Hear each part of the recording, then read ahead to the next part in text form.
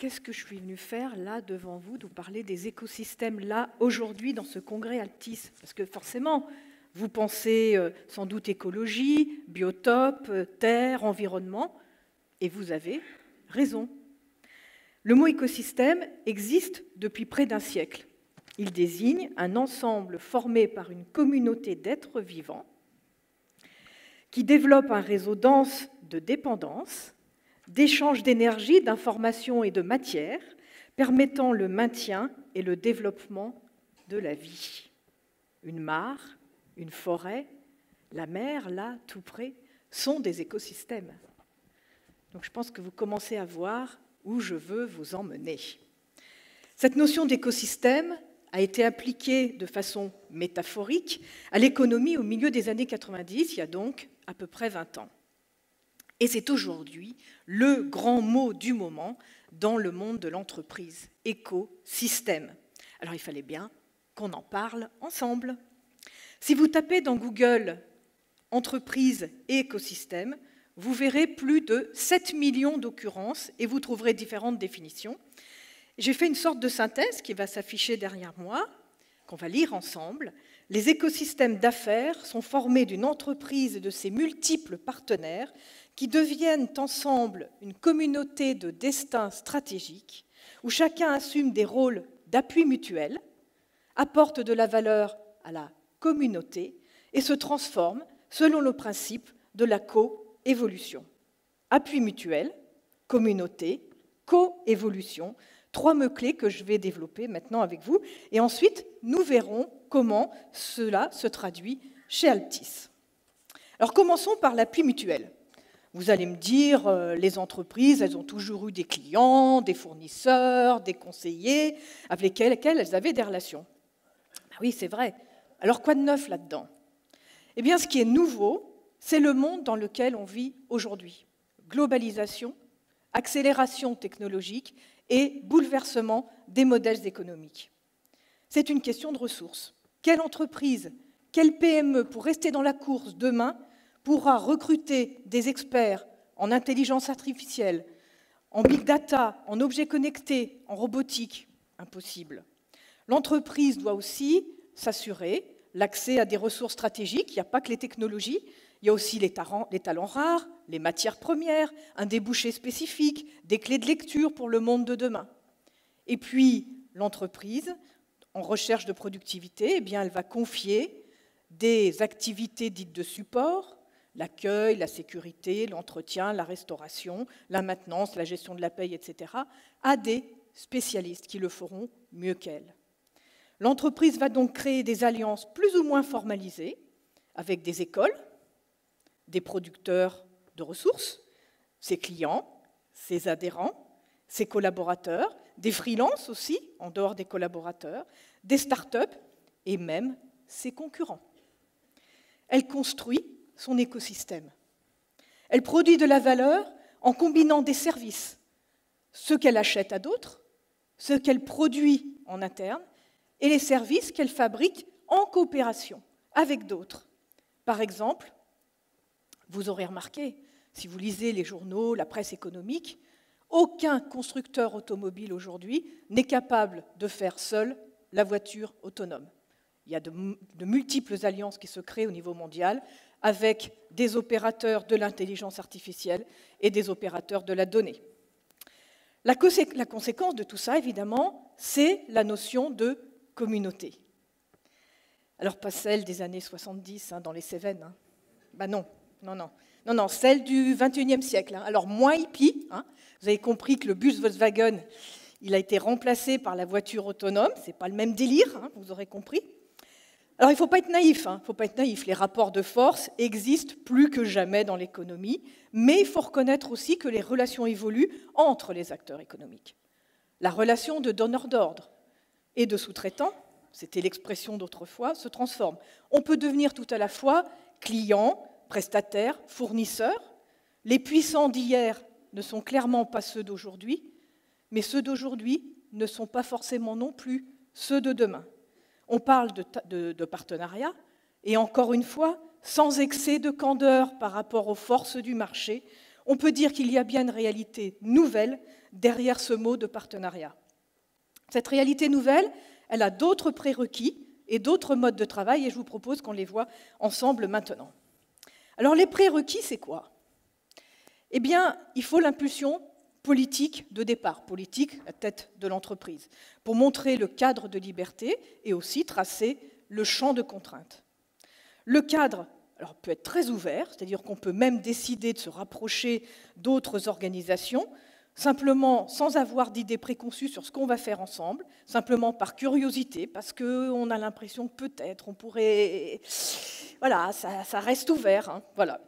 Cela veut dire qu'on se rapproche d'abord sur des valeurs, puis on construit une vision commune, des objectifs communs, sur du sens, sur de l'ambition. On accepte le mode expérimental. On ne sait pas forcément où est-ce qu'on va atterrir à la fin de l'histoire. Et donc on accepte un certain désordre, une forme de risque. Une forme de risque, ce n'est pas forcément le contraire de la prudence. Chacun apporte ce qu'il sait faire de mieux. On partage une co-responsabilité sur ce que l'on crée ensemble. Et, chose très importante, il ne s'agit pas seulement de définir les termes d'un échange économique s'il y en a un, parce que parfois il n'y en a pas non plus, mais de donner envie de travailler avec soi.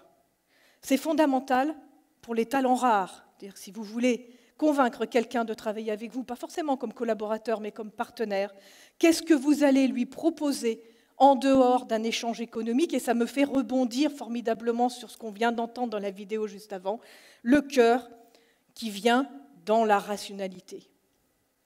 L'échange économique ne suffit pas. Donc, qu'est-ce que je propose à celui avec qui j'ai envie de construire? Qu'est-ce que je lui propose pour qu'il ait envie de me dire oui en dehors de l'échange économique? Alors, les modalités de travail, on en parle, elles changent aussi. On va privilégier des structures à taille humaine plutôt que les grosses organisations. On utilise les méthodes de co-construction, je n'y reviens pas parce que ceux qui étaient là l'année dernière, ils savent qu'on avait parlé du collaboratif, plutôt que des schémas trop directifs. La pluridisciplinarité devient clé.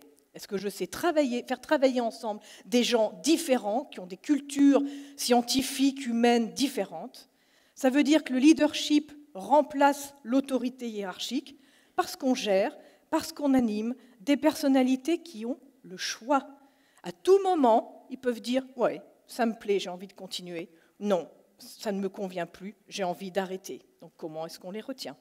Ces écosystèmes, ils interrogent donc sur les modes de gouvernance pour plus de transparence et d'équité dans les prises de décision et dans le partage de la valeur. Troisième chose, je vous ai dit, donc la communauté, on a parlé au départ de tout ça, et maintenant on arrive sur la coévolution. Mais qu'est-ce qu'on entend par là? Alors la coévolution, c'est parce que ces rapprochements, alliances, relations à l'intérieur d'un écosystème passent par différentes étapes. Et toutes ces étapes, elles sont transformatrices pour chacun. On commence par faire connaissance, on l'a vu, on vérifie qu'on se plaît. Puis on développe un langage commun.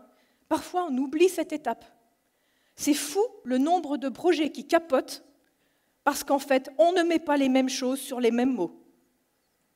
Ça peut paraître tout simple, mais je peux vous dire que ça peut être très compliqué, justement, cette affaire de langage. Avec ce langage commun, on peut enfin échanger. On peut s'écouter. On peut partager des idées, construire une vision. De cette vision vont naître des expérimentations qui deviennent des projets, des nouveaux services, ou qui parfois ne débouchent même sur rien.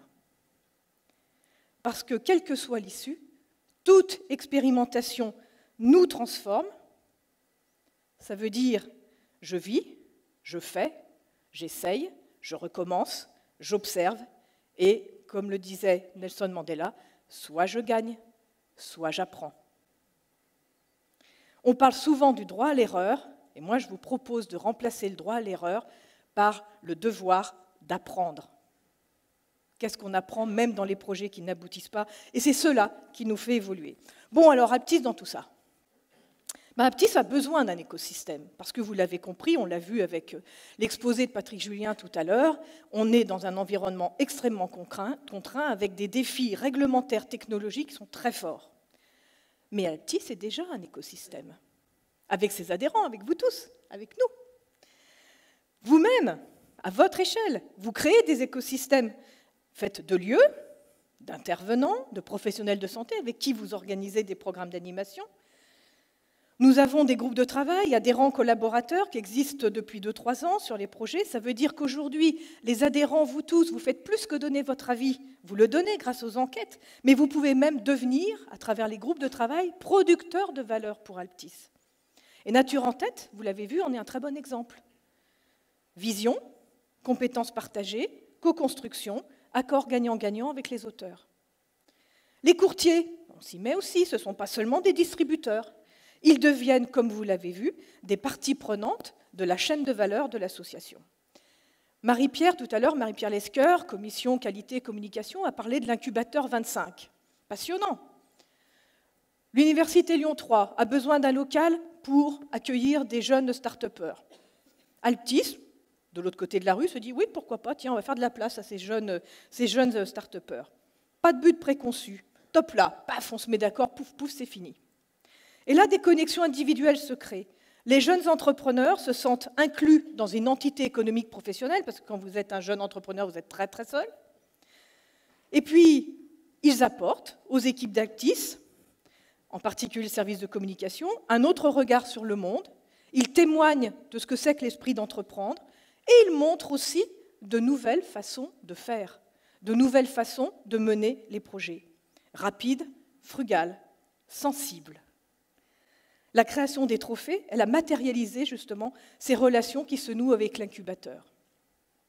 Et puis, une information qu'on n'a pas encore partagée, mais qui nous touche aussi, c'est la création du cluster Assurance Aura. Alors un cluster, c'est quoi? C'est une association d'entreprises qui veulent réfléchir ensemble à des problèmes communs. Ça veut dire que les concurrents se rassemblent pour partager des réflexions. Et donc ce cluster a été créé en Rhône-Alpes avec tous les acteurs de la place de l'assurance à Lyon, dont Alptis, et je suis très fière de vous apprendre que c'est Jean-Paul Babet, là, qui préside le cluster.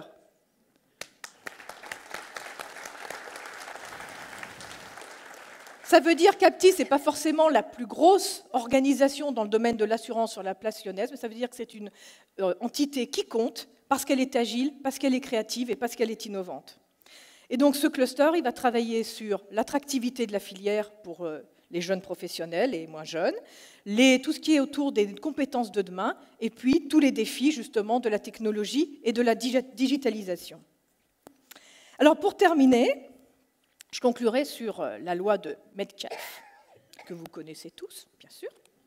Voilà, Robert Metcalfe, ingénieur américain, pionnier d'Internet, qui énonce que plus il y a de possibilités d'interaction dans un réseau, plus ce réseau a de la valeur. Un écosystème étant un réseau, évidemment, cette loi s'applique. L'écosystème d'une entreprise est d'autant plus performant qu'il a des frontières ouvertes, non rigides. Une entreprise sera donc d'autant plus innovante qu'elle saura élargir son écosystème. C'est ce qu'Alptis fait depuis plus de 40 ans et de mieux en mieux. Je suis, tu es, vous êtes un écosystème. Ensemble, nous coopérons. Ensemble, nous faisons vivre notre communauté. Ensemble, nous co-évoluons. Et moi, je me dis, mais qu'est-ce que c'est chouette! C'est-à-dire que d'ici ce soir, d'ici le prochain congrès, eh bien, nous aurons tous coévolué ensemble. On aura une belle conférence cet après-midi. On aura des tas de projets d'ici l'année prochaine. On se retrouvera, et oui, nous nous serons transformés, sans qu'on sache encore très bien comment, mais c'est ça qui est formidable. Merci beaucoup.